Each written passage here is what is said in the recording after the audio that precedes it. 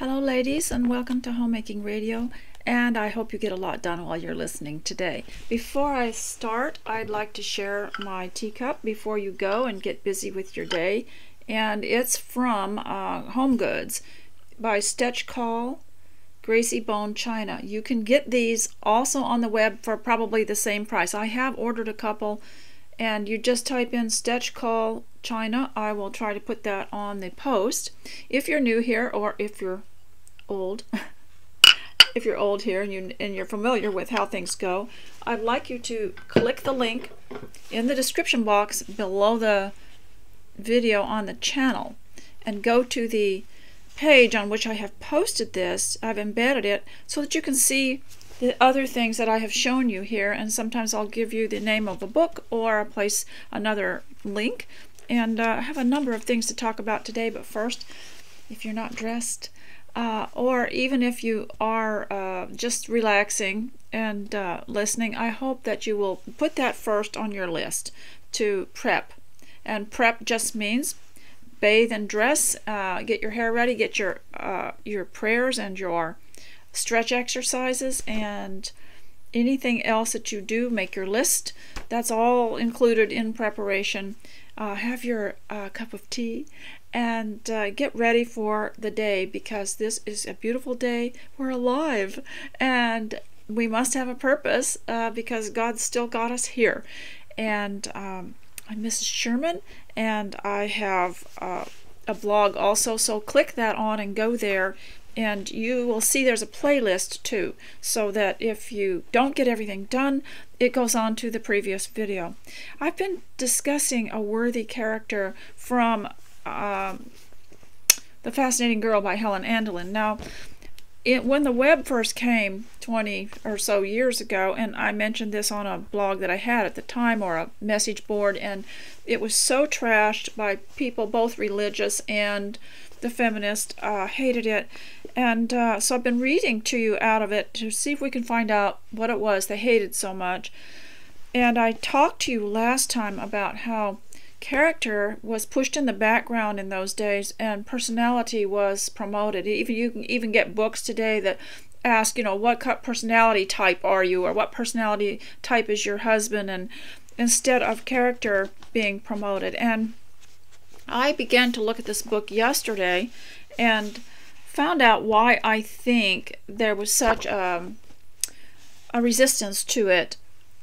And I found out that she had started the book with how to talk to young men, even your brother, how to talk to them, and how you don't make fun of them and you don't demean them and things like that. And I can see where some people would really get offended by that, because they might grow up in a family of boys where they were all difficult, and they didn't want to cater to them in any way. But it was just talking about how to adjust to some of these characteristics that sometimes cause resistance, and how to be kind, and how to be understanding, and all these things. And so the first that much is about men, young men, and so it was for girls to learn how they could get married. And then the second half was about character and homemaking and other things. So when I taught this years ago, like decades ago, I put the understanding men in the back. I started them out with the worthy character and the homemaking and refinement, because if you get somebody who stops after the understanding men part and tries to find someone to get married, and they lack the character and they lack the skills for homemaking, and they lack the whole picture of marriage, then all they have done is won somebody's heart, but they don't have anything to offer. So, and I don't mean that we have to come into a marriage with a great deal to offer, but you have to be able to learn, to be able to understand the ups and downs in life, and so I always started with the worthy character, and went on to the homemaking and feminine dress, and then back here she had a really good thing in the end called Choosing a Mate, and it was all about people to avoid and people to admire. And so he was just talking about, you know, being careful, how to be careful. And nowadays, of course, with homeschooling, which we've had, you know, for 30 or 40 years now, the family has taken a bigger part in it.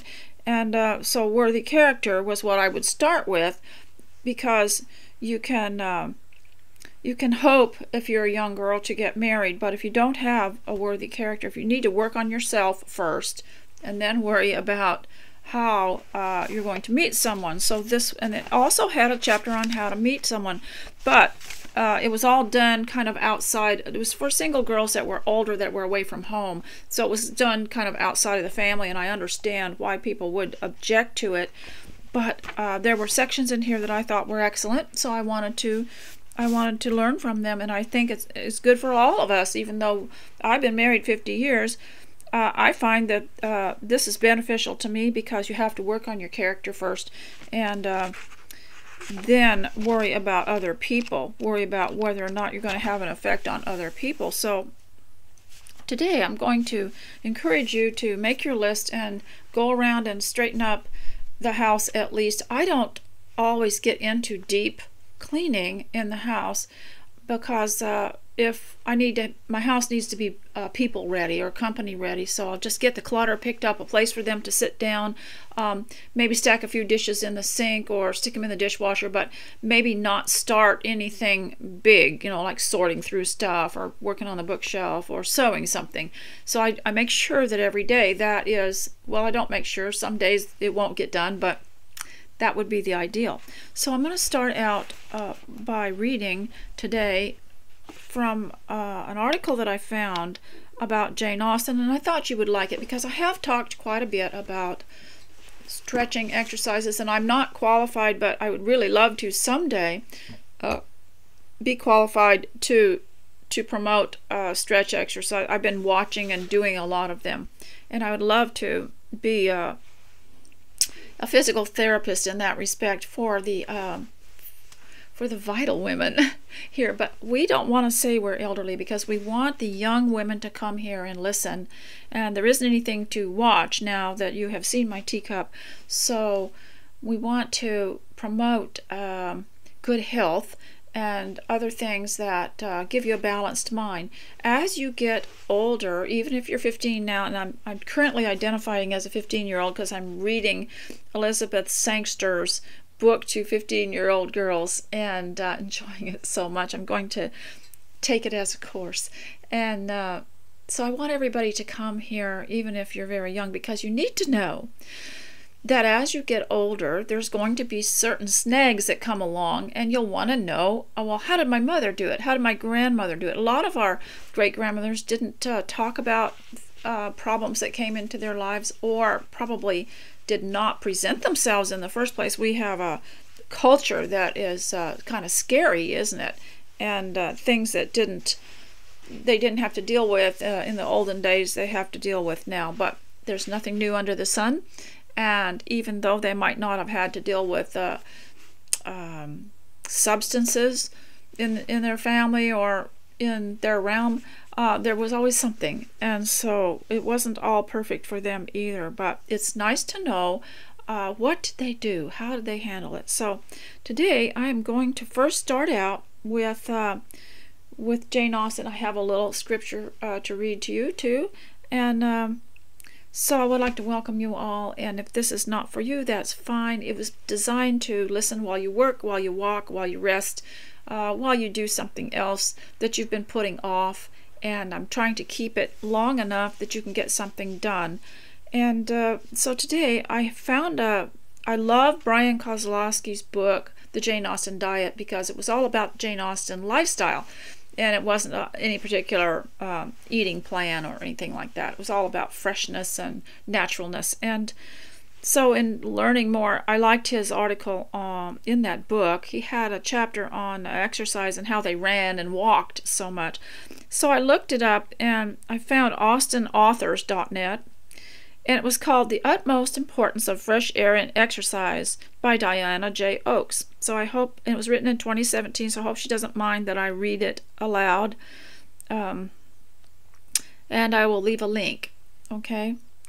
No, you haven't stumbled upon a health website, but it is January, just beyond the 2-week mark of when a large percentage of the population has renewed their vow to take better care of themselves, so it seemed appropriate. Well, that's what Brian Kozlowski said in his book, The Jane Austen Diet. He said every January everybody goes on a diet, or maybe it's after Thanksgiving, and then abandons it in a few weeks because they don't have results. And I will read from a worthy character to show how you can get results from things that you've resolved to do.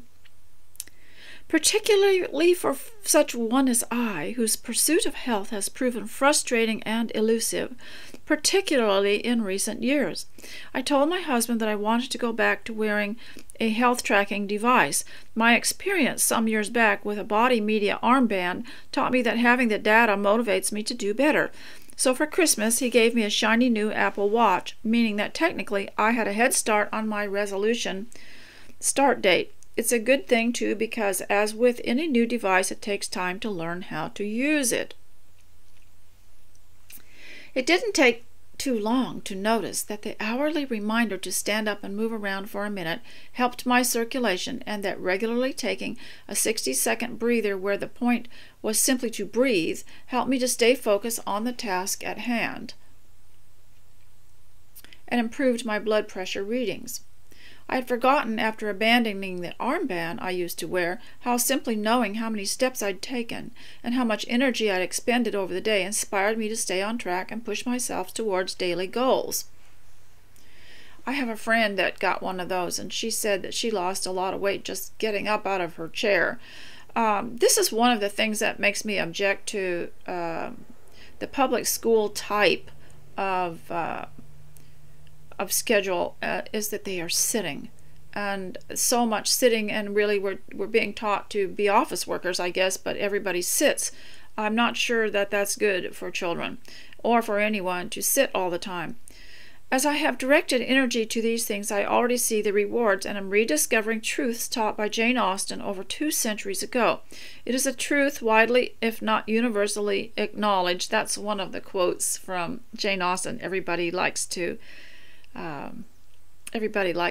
repeat. It is a truth widely, if not universally, acknowledged, that good health is far better than a good fortune. I try each day to close the activity rings.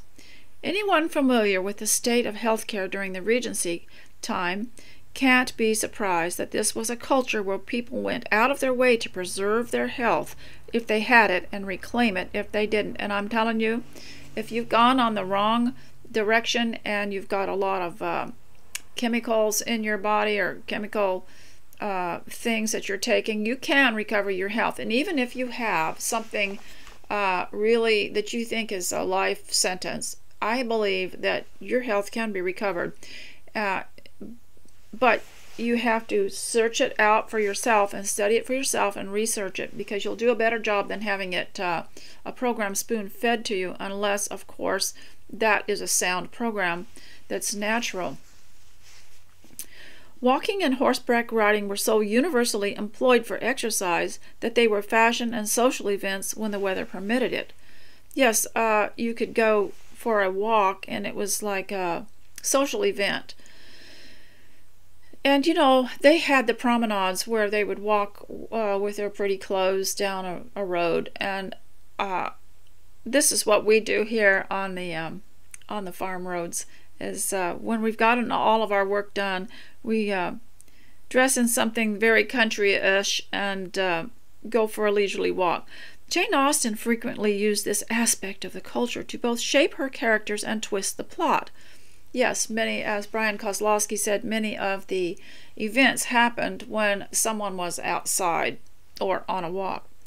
It's easy to pick out the hypochondriacs in her work, and that was in Sanditon. She had a hypochondriac in that book, one of the unfinished books, and it was surrounding a family that had started a health institute on the ocean coast for people who needed to regain their health or lose weight.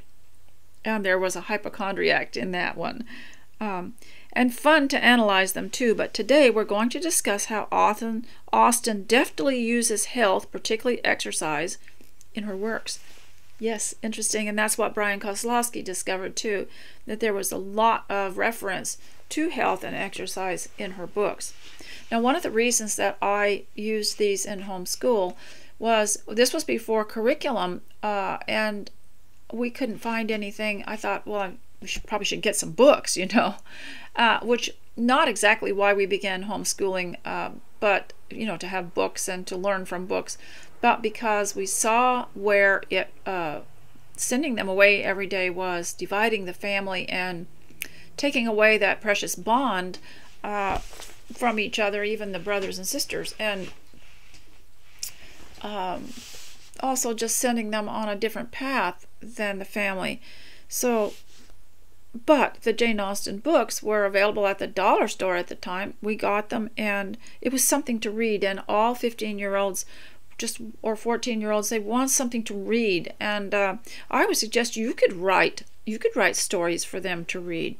Now, one of the things I did when my children were growing up is that I wrote a little newsletter for them, and that was back before we had a copy machine. And I took carbon paper and stuck it between the pages, and I wrote things, a little newsletter for them, and put them in their room before they woke up with a glass of water or orange juice or something. And so we pretended we were on a ship, and this was the daily schedule and all the events that would be happening, and wrote a little story, perhaps a little poem, or wrote some activity.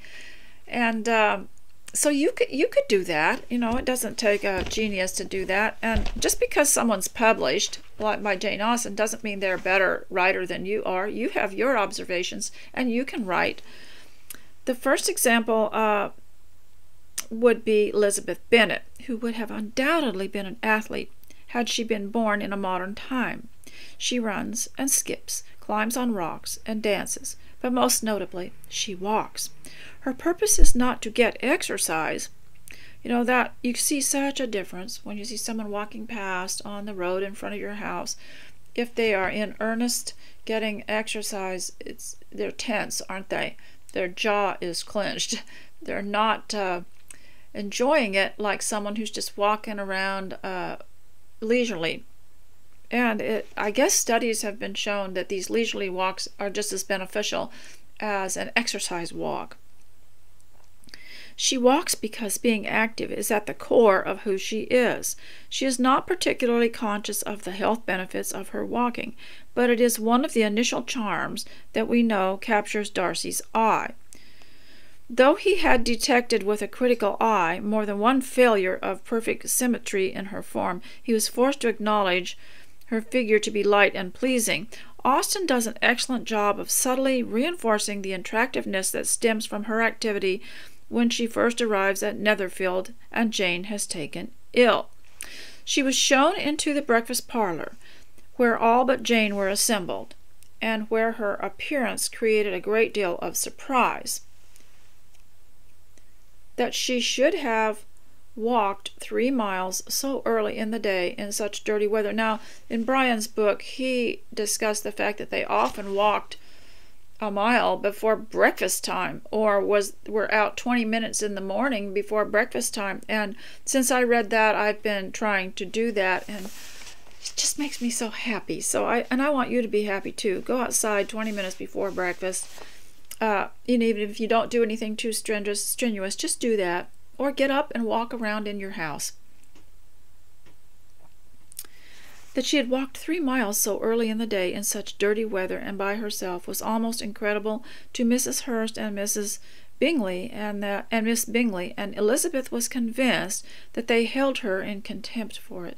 She was received, however, very politely by them, and in their brother's manners there was something better than politeness.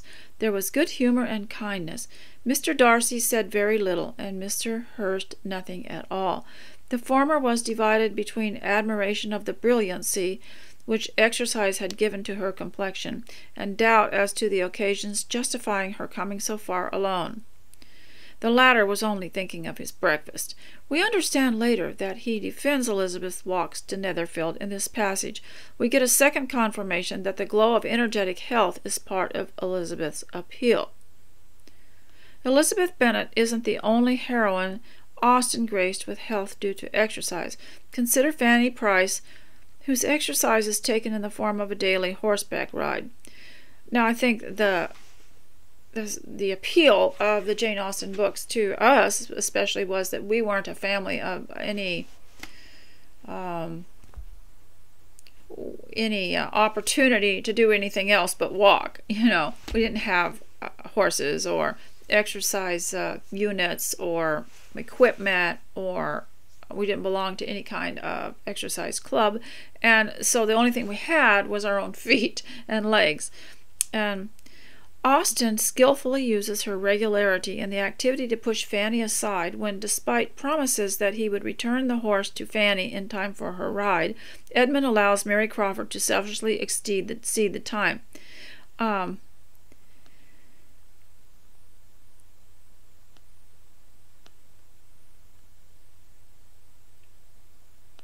So she says there are many other references in Austen's novels to the importance of exercise.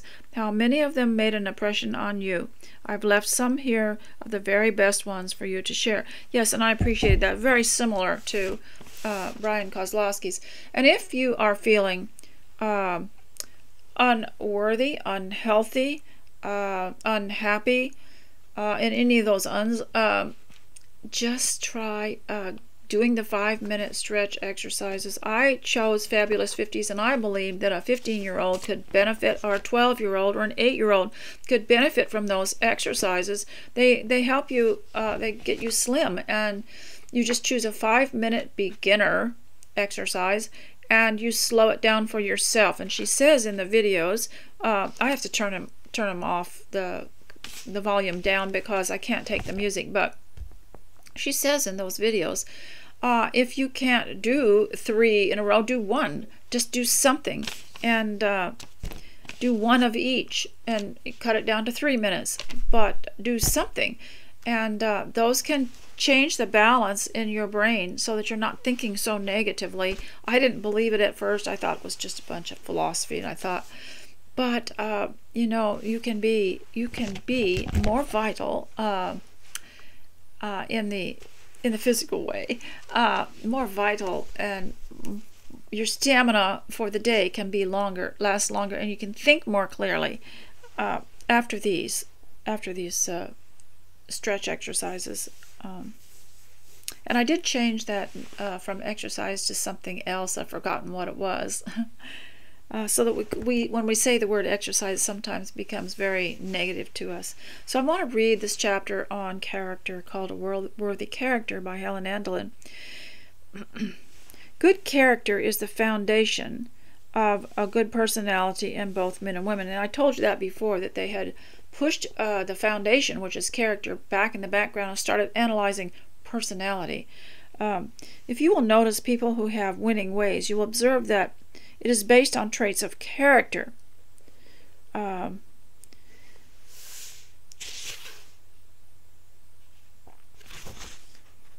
And here it is. She starts with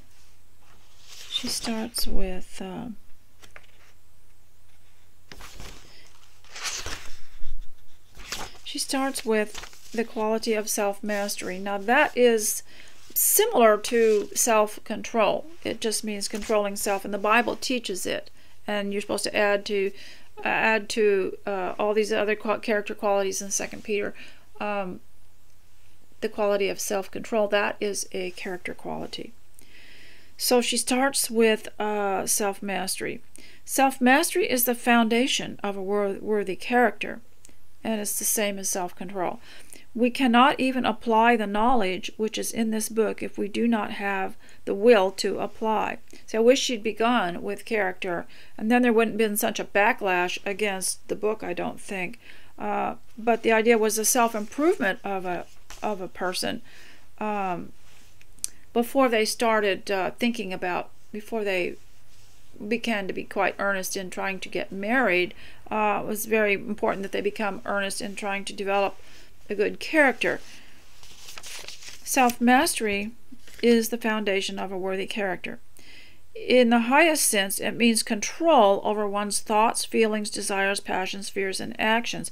Yes, and I've had to train myself in thoughts, because sometimes you can get around a situation where it's kind of in the air and that's all anyone's thinking about or talking about, and I've had to force my mind to go in another direction. And one time I was talking to someone in my family about this idea of your mind always being absorbed in someone that you were worried about, or someone who had kind of fallen off the deep end, and were completely absorbed in thinking about them instead of about the people that we needed to be serving at the moment in the home. And it can run around and round in your mind, and you can't get rid of it. And when we discovered that we had each spent several years concerned about this person, we decided to stop it, because some of our family had never known us when we weren't worried.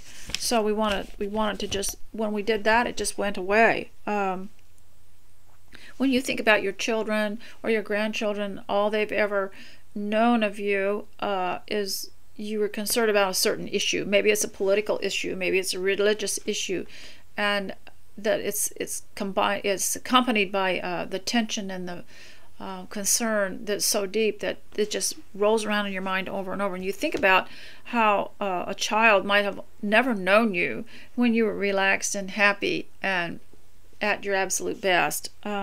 That's easy to let go of it then. So it talks about means control over one's thoughts, fears, and actions. And you can always substitute a good thought for a bad thought. Every time you have a bad thought, it's a trigger to make you think of a good thought. So important is, it means sticking on diets. It means deciding what is right or wise to do and having the will to do it. That's how I got into homeschooling, how we all began to find ways to do things ourselves, because we got a conviction that maybe we should do things more naturally and not be so dependent. And so it means sticking on diets, controlling our words. That's one that I think we really need to work on. We don't need to put people at ease by giving them too much information or talking too much. Remain a little bit aloof from that. You can still be interested in them. But have you ever noticed, and I have noticed this as I have gotten more vital, people are just insanely curious about what you are doing or what your children and grandchildren are doing or where everything is, but they never divulge anything about their own self or their own children. And I have noticed that they think if you're a homemaker, somehow they have a right to know all these things. I guess they want to know how things turned out. And I even got a phone call once 20 years ago to saying, well, how did it turn out for you? And they never told me how it was going for them. And really, that is quite personal. And what you can say if you've got any kind of problem at home, and maybe you have some kind of upheaval in the home, and just say, well, God is working on that, and God has already taken care of it, or something like that. They don't need to know everything. It means sticking on diets, self-control. It means sticking on diets, controlling our words, schooling our feelings, You need to look up what school really means. It means to control, and in this sense here, schooling our feelings, putting them in a class and training them, schooling our feelings. That would be a whole subject to study. And so if you want to be homeschooled by me, that'd be my assignment. Find out what it means to school your feelings. Keeping confidences or secrets that have been entrusted to us. It means being on time. See, that's one of the things that we needed to learn when we were very young. Fulfilling responsibilities. assigned to us, holding on to the standards that we set for ourselves, and reaching our goals. So important is self-mastery, self-control, to the spiritual achievement that the greatest person of all time felt a need for it. Jesus Christ did not even begin his ministry until he first went into the wilderness and fasted for 40 days and 40 nights. During this time, he gained spiritual strength and was able to endure severe temptations. He gained mastery over himself, which was necessary for the completion of his mission in life. There are numerous ways of gaining self-mastery, self-control. One of the most useful is the example set by our Savior, and that of fasting. By depriving ourselves of food for a period of time, we gain a self-control that strengthens one for the challenges of life. And nowadays they have a very manageable way of fasting, that you just fast between meals, where you don't put anything in your mouth, till the next meal. And that is, it clears your mind not to be eating all the time. And I think it's called intermittent fasting. And I invented the intermittent fasting from worry, fasting from stress, so that every so many hours you stop and have a break from your worries and your stress. Have a cup of tea and just let it all go for a minute and give yourself a break from it. And so I call that intermittent fasting. Or you can just do the opposite and not worry all day, except for every few hours give yourself a chance to worry. It's intermittent. There are other methods of strengthening self-control. Many philosophers have advised that we do something difficult each day to strengthen the will. That's why I created these, like a radio program that you could listen to. So you could do something that you've been dreading or putting off and listen. I like to, there's some things I like to listen to, and I wondered if any of you clicked on the link to the talk or the interview about Jane Austen and character. It was so good, and I think I'll listen to it again. Demanding a certain quota of ourselves are some of the things that we can do to gain self-control. I have a problem that when I was growing up, I was allowed whole days to do a project, sew a dress or do something else. And then as I've gotten older, I can't find the day to do it in, so I've had to say, okay, I'm going to go in this room for 10 minutes and sort this, or for 10 minutes and clean this, or for 10 minutes and mend, and then quit after that, because at least I'll get something done. And so many times I think we believe that we can't do it unless we have the whole day free to do it, or unless we can get the whole thing done in one time. Yeah, and I understand that because I'm a sewist, and I know that if I put that project down, it's likely to sit there for a long time. And I do remember the days when I could finish it in a day. However, with sewing, I began sewing when I was very young, and the patterns that were available were very easy. They were called shifts. They were just 2-piece patterns, 2 or 3-piece patterns, and there was a seam down one side and a seam down the other, and a sleeve and a facing, and that was it. And now everything, there's so many more pieces, it does take longer.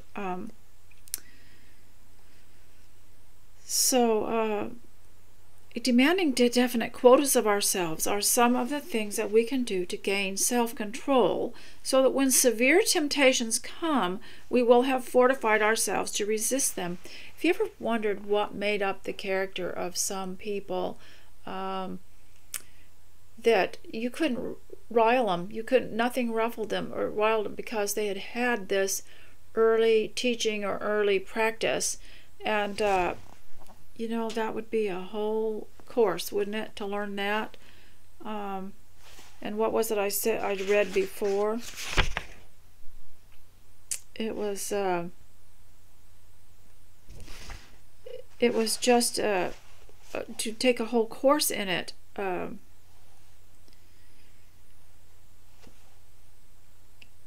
It says it demanded definite quotas of ourselves are some of the things we can do to gain self-control, so that when severe temptations come, we will have fortified ourselves to resist them. Most of us have had experience setting goals for ourselves, only to find that we let one thing and then another interfere with their accomplishment.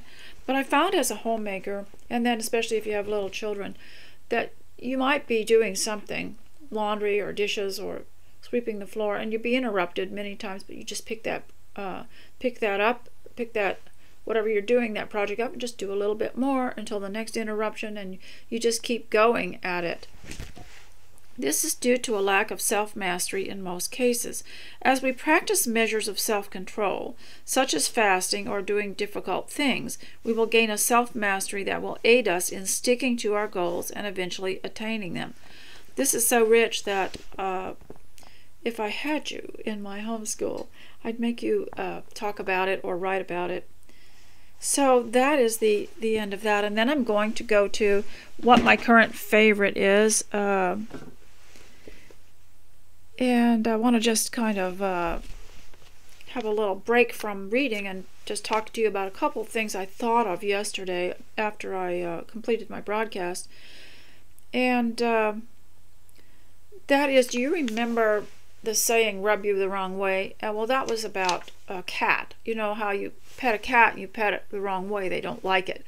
And they'll just get irritated and get up and walk away. And so you don't want to rub their fur the wrong way. And that became a saying. And there are people that will, for some reason, just set up a stiffness in you that rub you the wrong way. You don't know quite why, but something instinctively you've picked up on something. But so I wanted to emphasize that it's really important to keep your same graciousness and treat people the same, no matter what. When they rub you the wrong way, to be just as gracious to them if you can. And the way that I was reminded of this was that in a certain country in the world, when there's a dignitary from another country coming, whether it's a prime minister, royalty, or a president, that they always put on the big celebration and a parade for them and bring them through the city and put them up, and it doesn't matter what their philosophy or belief or politics are, they always treat them the same, with the same dignity. And so that's right, people that rub you the wrong way, just be careful not to respond to them in any way that reveals how you really feel, and treat them like everybody else, but don't give them, people that rub you the wrong way, don't give them information. And and also I want to talk to those who are alone, because I do experience being alone, as I usually have a long, lonely winter, and or maybe a lonely weekend if Mr. S is gone. And when my grandmother was alive and my husband was gone one time for the weekend, she came to see me, and she told me what she did when her husband was gone. And she said that was when I did things that I couldn't do when he was here. She would clean the floors, and she would clean out the things, and she would bake breads and she told me a whole list of things. So what I would suggest here, those of you who are alone or who are going to be alone for some reason, is to anticipate, instead of being like I had told you last time about the after church letdown. You know, you get home from church and maybe feel a little bit just as kind of let down because you've been in a social situation and it's been highly spiritual, and here you come home and feel weird, or anything you've done. Just anticipate a bleak and lonely week or weekend, and create, get ready for it, and quit expecting things to be better, quit expecting to improve, and just get ready for it. Anticipate. Like my mother on the homestead in Alaska, she anticipated the winters, so she started ordering things from the catalogs to keep us happy and busy during the winter. And we each got a kit, some kind of a craft kit or something. Both the boys and the girls, we each got a kit. And once we learned from the kit, then we could use, we knew what materials to get and could start something. So I would suggest, if you are alone or anticipating being alone, get yourself something like that. You can get all kinds of things these days, and you can order them yourself, of something that you might have some interest in. And if you can't find anything, get something that's for children and get a children's kit and work on it. I mean, we're all still children, aren't we? We're God's children. And that way you can learn maybe a new skill or fill up that time for the weekend. And one of the things that I did when I anticipated being alone during a week is you've all heard this, but if you're new here, you might want to hear it again, is I created the coffee and tea stations, the refreshment stations around the house. And I had little tables and things that we weren't actually using for anything, little buffet type tables. And so I put one in each room, and some of them were just the little folding ones. And I bought one of those automatic shut-off kettles that you put water in, and stocked it with all these interesting herbal teas, tisanes, things like that, and other things, and then put them in a tray. And each bedroom and the dining room had one, and the living room had one. And that way people aren't, if you do get people coming in, you're prepared and they're not all bottlenecked in one area. And then I did other things. I got ready for the next visit. And if you remember, who was this famous comedian that said, don't, was it Rodney Dangerfield? I don't know. He said, you mothers and grandmothers, quit crying about your kids leaving home, because they're coming back and they're bringing more with them. And so that was what I thought about. They're bringing more with them. And at one time, I even had a few things, items of clothing, because I'd go to, one of the things that I missed the most when the children got their own homes and families was these sales would come on at Walmart and other places, and I was so used to getting stuff for practically nothing, 50 cents and $1, and I'd get shoes and shirts and stuff. And I was just so let down, so I started buying the grandkids that stuff and just stocking the rooms with them. So when they came, they always forget something. They had an outfit of clothing, and they had toothbrushes and combs and everything else that they needed. And so that was what I did, is I anticipated, like I was saying right here, anticipate a bleak day. Anticipate if Sunday is bleak after church, anticipate that and have something else to do, or to fill up the time. And of course, I never have to worry about filling up the time, because I have a list like that long of things that need to do for home improvement and for other things.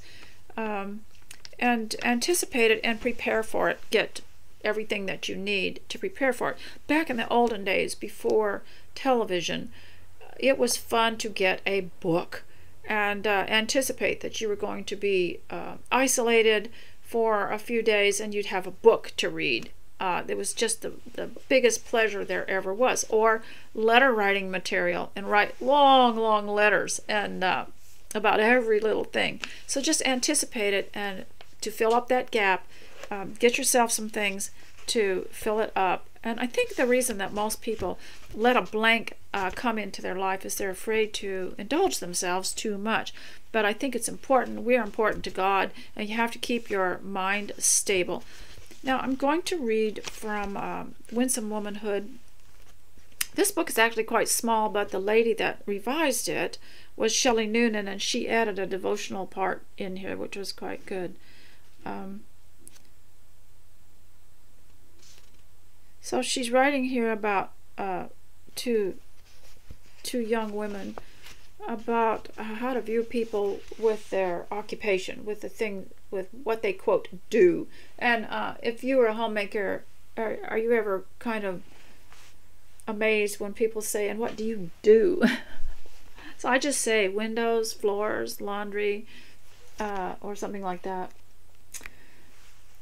Avoid, dear young lady, the foolish fallacy that one kind of work is more noble and dignified than another. I could go on and on. I'd make you write a paragraph about that, or talk to me about that. Do you remember that I read to you from the book Up from Slavery by Booker T. Washington, where he wrote about how he wanted to start a school for former slaves so that they could have skills in another thing besides working in the cotton fields. So he started Tuskegee Institute, but before that, he knew he had to learn how to do this. So he worked for a teacher, and he cleaned the room, dusted the books, erased the chalkboard, emptied the ashes out of the fireplace. And he said that what she did, she was the teacher, and he admired her because of her intellect and everything. But when it was time to clean up the classroom or the library, she was right by his side, reaching and dusting and cleaning up and trying to get the job done sooner. And he really admired her because to her it was not a menial task, it was necessary work. And I love this statement. She also said, any work is noble if God calls you to do it, and in it one does her best. Well, God calls you to do any work that's at hand. If you see something that needs to be done in the home, you do it. And that's what God calls you to do. He calls you to do whatever you see that needs to be done. The only thing is, I would say, avoid imposing your good self on other people if they don't want you to do anything for them, okay? Just do it for your own self. Avoid, dear young lady, the foolish fallacy that one kind of work is more noble and dignified than the other. Now, in our little part of the country, in our little congregation, Mr. S. Clips all the hedges and mows the lawn and does the trees and cleans up, and we both, help clean the meeting place, and and I do a lot of things just because we're down a path from it. It's no point in asking other people to do stuff. It's just easier for us to do it. And but not one is not any less of a ministry than another. Cleaning up something is not less of a ministry, in my opinion, than talking. Any work is noble if God calls you to do it, and in it one does her best.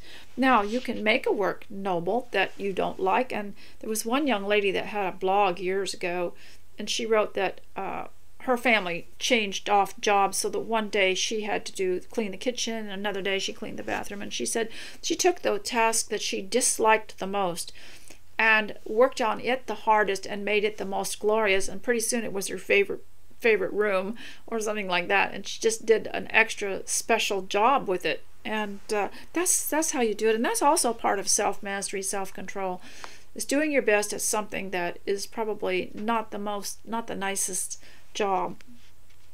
And those of you who live in old homes, you'll find out they're not easy to look after, and so it can be quite a challenge. I have to watch all the time the walls and make sure that they're not that the paint hasn't worn off on them, or just kind of watch everything to make sure it's in good repair. Let your training be thorough.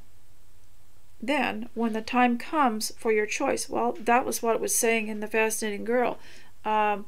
Work on character, and it will work for you when the hard times come. Then, when the time comes for your choice, choose wisely. Take parents, teachers, ministers, and friends into your counsel, and weigh pros and cons. In entering your life's work, I cannot improve on these words, but I add a fourth word: pray. And this is perhaps the most practical word of the four. The act of prayer, if it is one of faith, brings the pledged assistance of heaven to us in our hour of need. The wisdom of God, the tenderness, the instant help are promised to us when our Lord says, "Ask and it will be given you, seek and you will find." Matthew 7:7. There is a beautiful old story of the prophet and his servants at the gate of Samaria. The prophet serene, the servant afraid.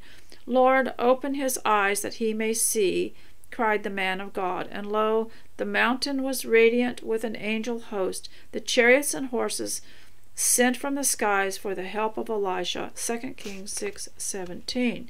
Now, there's much to ponder, and I have finished this book. I have not read Shelley Noonan's. She has a lot of worksheet type things in here, and if I take this course, I'm just going to put a piece of paper in it and write my answers so I don't have to write in the book. And of course, we have copy machines these days. If you get a workbook that you value, you can always copy the pages for your students. And so now, to cap this all off, I am going to read 2 Peter chapter 3, the last verse, because it seems to go with what I have been talking about. It's a reminder from the apostle. You therefore, beloved, knowing this beforehand, take care that you are not carried away with the error of lawless people and lose your own stability. Well, that goes along with what I was saying about how these scary thoughts or thoughts of problems in the world or with some extended family can just overtake your mind, and it says you will lose your own stability. And the way to keep stability is to have some kind of a pattern that you follow every day where it makes you feel more stable. You can go back to your stable pattern and getting up, getting ready, your prep, your little stretch exercises, and your prayers, and sitting down in the morning. People used to sit down and write letters. My mother-in-law get ready in the morning, and then she got out her letters. They used to have these boxes, and you would pull out a little drawer, and there was the paper, and there's the bottom drawers were the envelopes, and you had your stamps in one place. It's all in this neat little box. Get out your letter. She used to get her letter supply writing, and while she waited for her laundry to finish in her washer, or her dryer to buzz, she would write her letters. And that was the day she wrote her letters and sent them out. And so if you have these, and she followed that pattern no matter what kind of crazy stuff was going on in the community, in the church, in her life. She had her pattern, and she was not upset. And I think what happens today to women at home is they get a little news that's just very upsetting. It's very similar to Pride and Prejudice. Look what happened when Mrs. Bennet got the news. She could hardly breathe. She couldn't even have a cup of tea. It sends you over the deep end, and you can't do that. So he says here,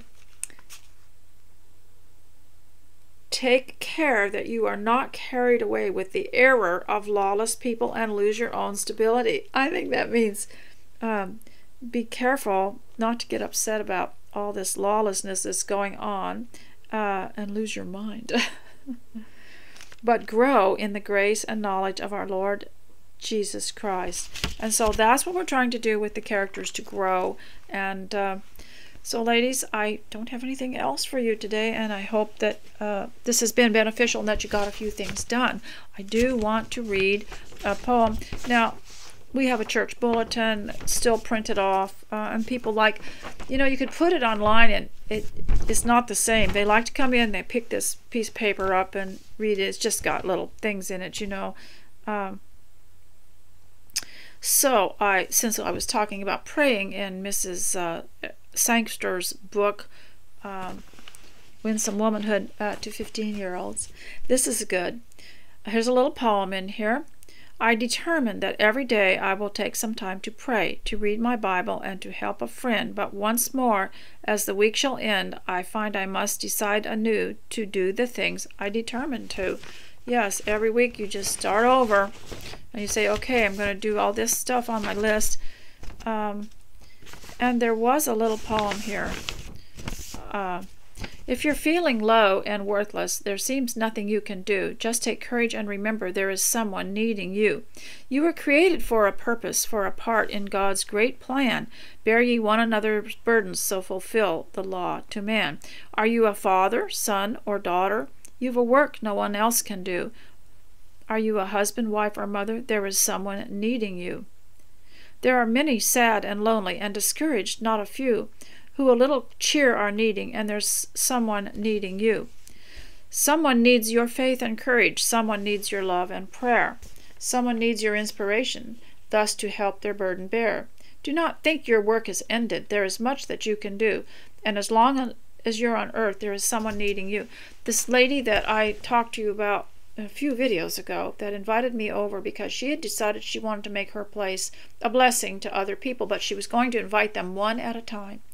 And she invited me over, and I guess I was one of the first ones. And she said she wasn't, she wouldn't put on anything, any big thing, no tea or anything like that. And she offered me a glass of cold tea and just talked, and it lifted me up so much. And it was such a delightful time. If that's all you can do, or if all you can do is give someone a good word or a cheerful word, this is a ministry. This is important. And I'd like to warn the young girls that are listening to this, especially those who are 15 that have been reading missionary stories of women who went off and did ministry and stuff, that your ministry is right there before you at home, and there's much that you can do. And of course, if you're learning homemaking, it never ends. There's always something, and not to get caught up in that, because it often doesn't involve family, the whole family. So ladies, I hope that you get a lot done while you listen today. Thanks for coming, and thanks for all you do for me and for your comments.